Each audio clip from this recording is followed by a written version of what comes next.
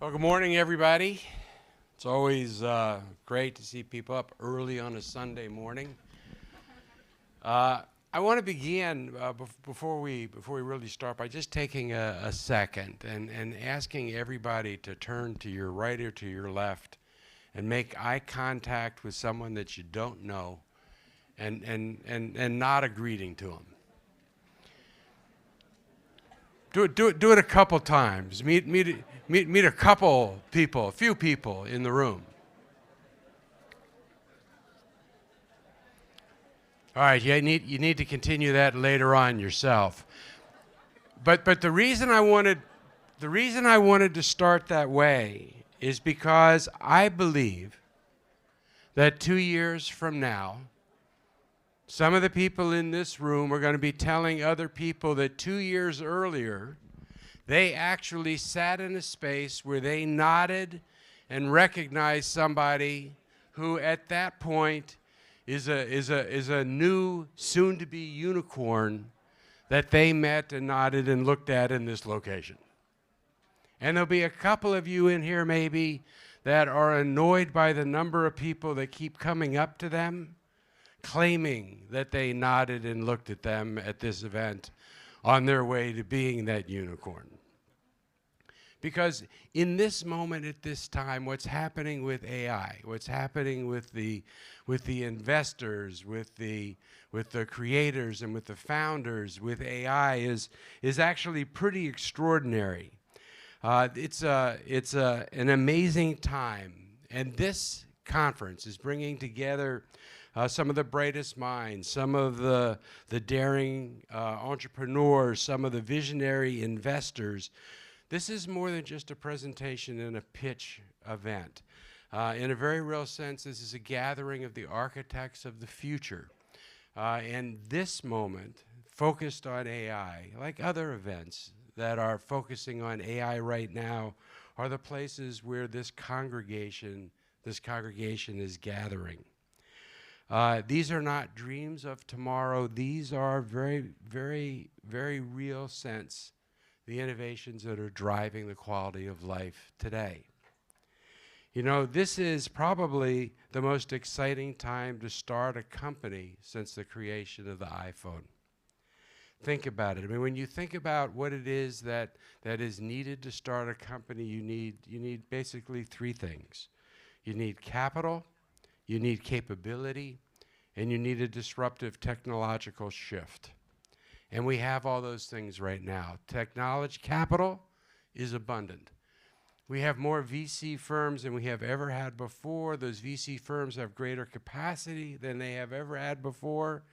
And the VC firms that exist today are now more strategic and better able to advise and participate with founders than ever before because they are more knowledgeable. They understand the technologies more than VC firms have ever understood before. So the capital is something that is in place in ways that have been unheard of in this tech revolution. We also have advances in AI that are making the coders of today 10x coders. You almost don't have to be a coder to be a coder. And if you're a really good coder, the enhancement that comes from the AI tools are immeasurable. We can take a technology or an idea that would have taken 2, 3, 4, 5, 10 years to develop, and it happens in a matter of months. And for investors, it's the same thing. For investors, this is an incredible time to be participating in innovation and in investment. You know, we live in uncertain times. And those uncertain times create a discomfort in a lot of situations for a lot of people. But that uncertainty creates a volatility that is an opportunity for investors. Now, not everybody generates significant returns in a volatile market, but I would suggest that the most successful investors do. In fact, I think that the greatest financial opportunities are born of the greatest volatilities. So a smart investor, a skilled investor, a diligent investor, there has never been a time to multiply resources other than what exists today. I would also, as many are, caution that the responsibility to harness AI, that responsibility for good rests on our shoulders as well. It's not a burden, it's a privilege. Leadership in AI means that we have to design systems and solutions that reflect our highest values. It requires inclusivity. The benefits of AI have to reflect and extend to everyone. It calls for transparency because trust becomes the foundation of technological progress. And above all, it asks us to approach this revolution with humanity at its core. Now, I was mayor for Austin for 8 years. I had the opportunity now to do some investing and some advising after that. I would imagine I was asked to keynote and open up this session because I was mayor for 8 years. There are people in this room that have prowess, technological prowess, way beyond anything I could ever hope or aspire to. But for 8 years, I was in the trenches dealing with social and public challenges. I was, while many were being skilled in technology, I was doing my work, my classroom work, with people. And from that experience with the technologists and the investors in the room, I would share 2 lessons. The first is that it's not just about the technology, it's about what the technology does. I will tell you that too many times as a mayor, as a prospective client of new technologies, I was being presented with amazing technologies that could do amazing things, amazing capacities. But there was a break between those capacities and the use cases that those capacities could serve.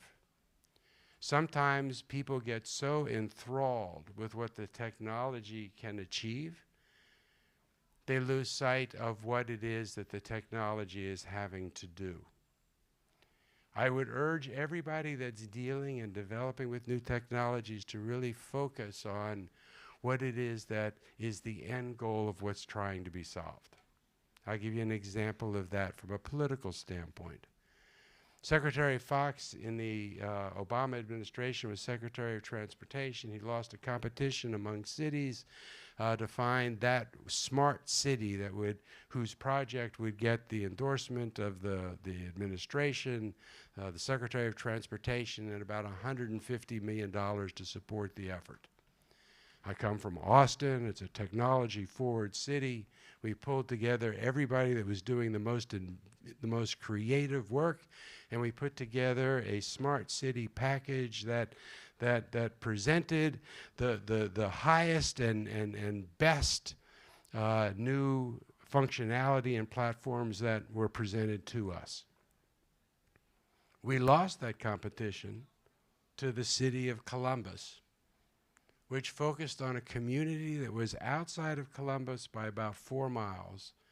It was an underprivileged community, and the people in that community lacked the transportation to be able to integrate their lives with the advantages that existed in the rest of the city. Their focus on a set of neighborhoods in part of the city then drove the creation of technologies designed to improve those people's lives in really specific ways in challenges that they were facing. It was kind of disappointing to lose the competition to Columbus, Ohio, just like it was disappointing to lose a football game to them recently. But the message that a smart city is not a city that employs smart technologies, but a city that is smart about identifying what its challenges are and what its needs are and what its people want, I think is a lasting lesson for everyone in this room. The second lesson I would point out is that lesson I learned is that government is not the enemy. We're dealing a lot right now in the push and pull between government and technology, government and AI. You know, 25% of all recent VC-backed unicorns are significantly supported by government investment. Government investment. And that's because at the root level, the government and the technologists are tied together to try to solve challenges and improve the quality of people's lives.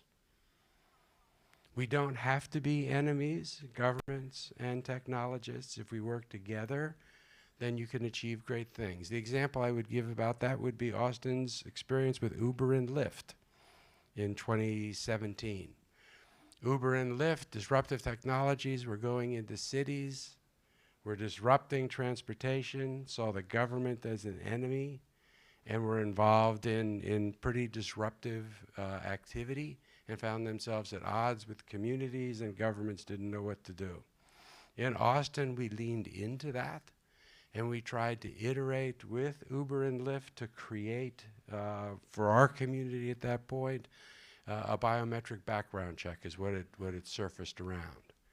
We were unable to do that with Uber and Lyft, so we innovated around those platforms to try and create that solution in our community, and Uber and Lyft left. And they left not because we were asking them to do something, but because of the environment we were creating. Had the approach been different, I think that the result could have been a lot different. So I would urge people to work with and support that balance, which I think would be real important. You know, this summit is more than a platform for pitches and for investments. It's a stage for bold ideas, for transformative visions. I urge everybody to embrace this moment. This is an exciting time. The world is changing by the second in front of us. The opportunities that exist are vast. And I will tell you, as somebody who has worked real hard to try and solve the most unsolvable social problems, I believe that the answer lies with the work that you all are doing. I'm real proud to be here today and to be invited to be here today, because I think the work that you're doing here is so incredibly important. I want to thank the Bay Area Founders Club for putting this on and for inviting me to participate. I want to introduce Dr. Paul Fung. He's the president of this dynamic and fast-growing community of over 10,000 members, including over 120 startups and more than 200 venture capital firms. And under his leadership, the Founders Club has become a hub for innovation and collaboration, supporting startups that typically raise $1 to $10 million and sometimes over $20 million, with a mission to empower creators and entrepreneurs who strive to make global impact. Dr. Fung drives the Founders Club's efforts to foster connections, to share knowledge, unlock opportunities for groundbreaking ventures worldwide. Dr. Fung.